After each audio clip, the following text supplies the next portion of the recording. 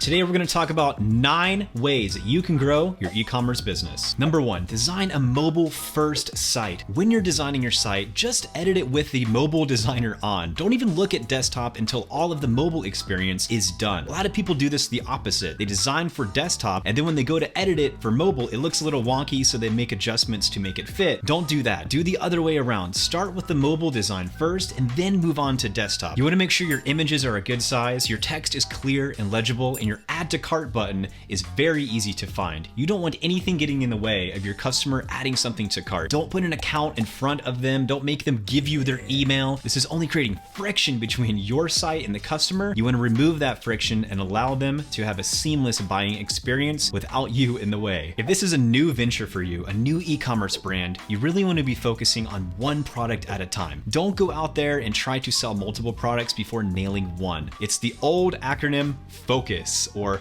focus on one, continue until successful. Or should that be FOCUS, but I don't know, doesn't sound as good. Perfect this one product first. Put all of your attention into it. You're going to get results much faster than if you spread your attention across multiple types of products. Let me explain when I say types of products. For example, if you sell candles, you can test different scents of the candle, which are all variations of the same type of product. Nail the sales funnel down for candles before moving on to the next thing, say incense burners or whatever else your customer wants. Number 3, and this is my favorite, you want to grow your brand through the power of storytelling. The power of storytelling. Storytelling builds trust and brand loyalty within your audience. According to famous psychologist Jerome Bruner, stories are 22 times more memorable than just facts. Why is this? Well, it's because stories trigger emotions. You're now triggering the left and right brain thinking patterns of people, which leads them to make a decision and take action on your website. You want to be using storytelling everywhere. Add it to your product page, add it to your About Us page, and of course, use it in your social media. This helps them visualize using the product and leads them to that sweet, sweet checkout.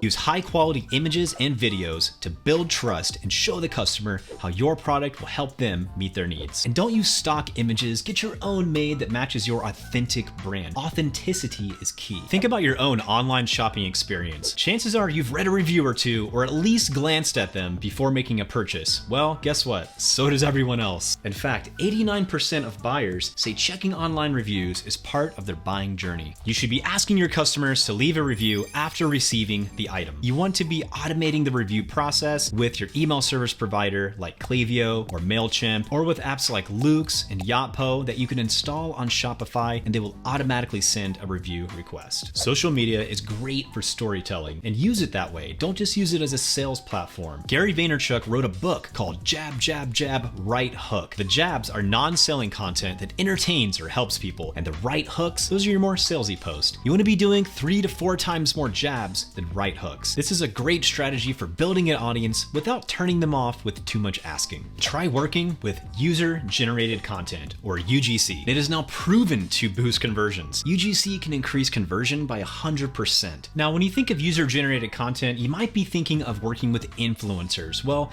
you don't have to pay someone with a ton of followers to get UGC content. Sometimes the best way to do this is to just do what's called product seeding. Product seeding is essentially sending out free products to people in exchange for a review or a highlight. You're not trying to tap into their audience, you're just trying to get the content. You can use this content on your website, on your social media platforms, and it only costs you the cost of the product. Here's a brand that uses featured photos from real customers using their product. People want to see the product in actual use. Seeing it in actual use helps them visualize using it themselves, and they are much more likely to buy. Speaking of visualizing, if you're not using video marketing in your advertising campaigns, you are really missing out. As a business, you can use video to market your brand, to build trust with your audience, to entertain people, and even reduce returns. Make sure you have videos on your product pages showing your product from every single angle. Product pages with a video convert up to 80% more customers than a product page without a video showing off the product. An example of a brand that uses video very well on their product page is Adidas. Adidas has videos right on their product page. You can see they have a main hero shot here, but then the second picture slot is actually a video showing off off the shoes from every single angle, showing them in movement so people can really visualize using this product. Now, I know you have heard this before, but if you're not taking email marketing seriously, you are leaving a huge amount of money on the table. Email generates the highest level of return for marketers. It's also the only asset that you truly own. Unlike social media, who could chop you down at any second,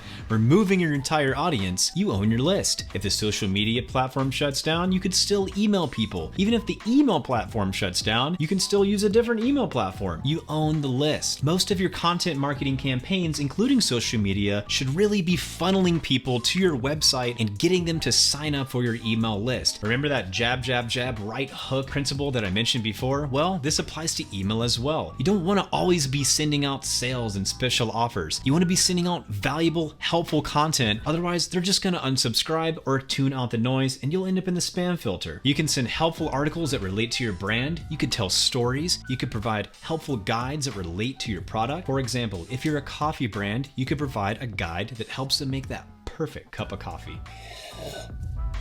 You want to be providing massive value upfront before asking for the sale. On top of the organic traffic you're getting from social media, email, and even word of mouth, you want to always be trying to reach more of your intended audience. A fantastic way to do that is through paid advertising. The biggest paid advertising channels are Facebook, Instagram, and Google, with TikTok on the rise. On Facebook, Instagram, and TikTok, it's very easy to put your ads in front of people with certain interest through interest targeting. Google ads work great if your product solves a problem that people might be searching for. So pick a channel and try paid advertising. You can get started with around $5 a day. Even if you're not doing paid advertising right now, make sure you install the tracking codes on your website. Facebook's is called the Facebook Pixel, and Google is Google Analytics. Installing these codes now helps you run ads later to people who landed on your website. No matter what you're selling or where you're selling it, whether it's Shopify, Amazon, or elsewhere, using these strategies will help you grow your e-commerce business. I hope you found this video valuable. If you did, leave me a like, subscribe to the channel, leave a comment. My name is Jason. Later, alligator.